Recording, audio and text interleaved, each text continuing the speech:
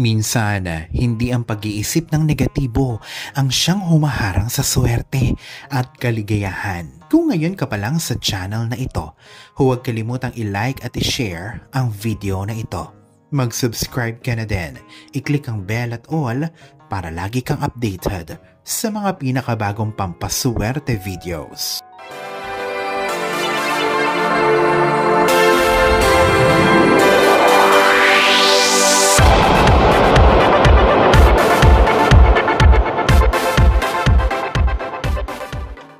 Ito ay maaari ding mga negatibong enerhiya na present sa loob ng bahay na siyang refleksyon ng pagdadalamhati, kamalasan at kabiguan sa buhay.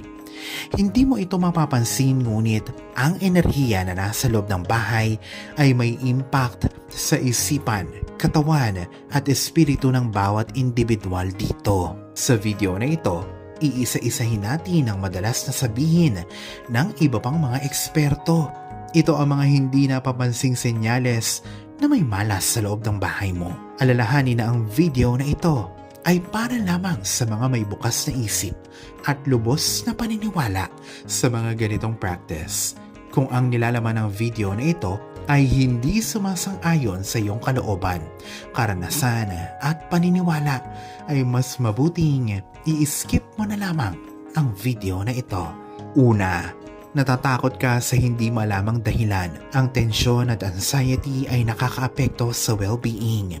Kung walang pagkakataon na ang mga nakatira ay kulang o walang nararamdamang kasiyahan, ito ay kailangan na mapansin bilang isang omen na may negatibong enerhiya sa loob ng bahay, lalong-lalo na kung ito ay napapadalas. Pangalawa, pagkakaroon madalas ng masamang panaginip. Kung ikaw ay madalas na hindi makatulog at nagkakaroon ng mga masasamang panaginip, ito ay pwedeng senyales na may masamang enerhiya sa loob ng iyong bahay.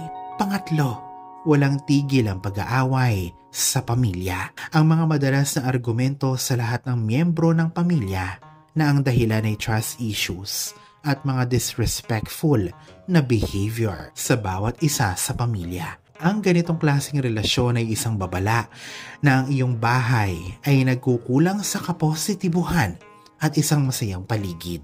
Pang-apat, ikaw ay madalas na takot sa dilim at para bang pakiramdam mo ay may laging nakatingin sa iyo o di naman kaya ay may mga anino ka na nakikita.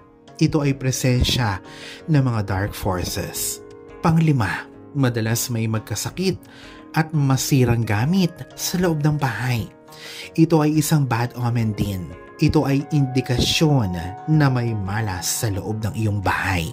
Pang-anim, hirap kang makapag-focus sa trabaho.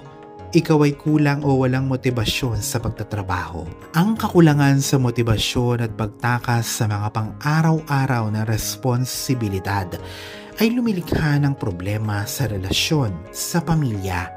Ang pagkakaroon ng mababang mood at kawalan ng kakayanan na makapag-concentrate sa pagtapos ng isang partikular na gampanin sa isang araw. Pangpito, mga hindi maipaliwanag na mabaho at masangsang na amoy. Hindi malaman kung saan nanggagaling ang mabahong amoy sa loob ng kwarto, sala o sa buong bahay. Sinasabing ang masasamang espiritu ay may amoy na mabaho na siyang nagdudulot ng malas sa bahay. Ang buong ambience ay nagiging negatibo dahil sa hindi magandang amoy na siya ding nakakaapekto sa magandang pakiramdam mo. Pangwalo, lagi kang hirap sa pera. Kikita ng pera, pero ito ay agad na nawawala. Hirap makapag-ipon at kung makaipon man ay may paglalaan ng emergency. Hirap makakita ng oportunidad. Laging may kawalan ng trabaho sa mahabang panahon. Ito ay mga senyales na may mga negatibong enerhiya sa loob ng bahay mo na siyang humaharang sa kasaganahan at nagdudulot ng mga problema mo sa pera. Pangsyam, walang progreso o pag-unlad sa buhay. Ito ay dahil din sa mga negatibong enerhiya sa loob ng bahay. Pangsampu, madalas ay hindi makabuhay ng halaman at mga alagang hayop sa di maipaliwanag na dahilan. Paano ba alisin ang malas sa loob ng bahay? May maraming paraan para maalis ang malas sa loob ng bahay. Ito ay pagde-declutter o pag-aalis ng mga kalat at sobrang gamit na wala ng pakinabang.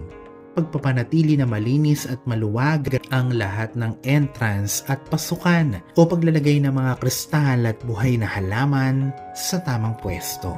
Ang mga metod na ito ay nakakatulong para maprotektahan ang bahay mula sa mga dark forces. Para sa karagdagang kaalaman patungkol sa pag-alis ng malas sa bahay, ay naglagay ako ng link ng video sa description box o comment section ng video na ito. Alalahanin na sa poong may kapal pa din, nagmumula ang lahat ng pagpapala, ang kasipagan at ang kabutihan sa ating kapwa kasabay ng buo mong pananalig sa may kapal. Ang siya pa rin na dapat ay manaig. Ang mga ito ay mga gabay lamang. This is Fiddle Rosario. Thank you for watching.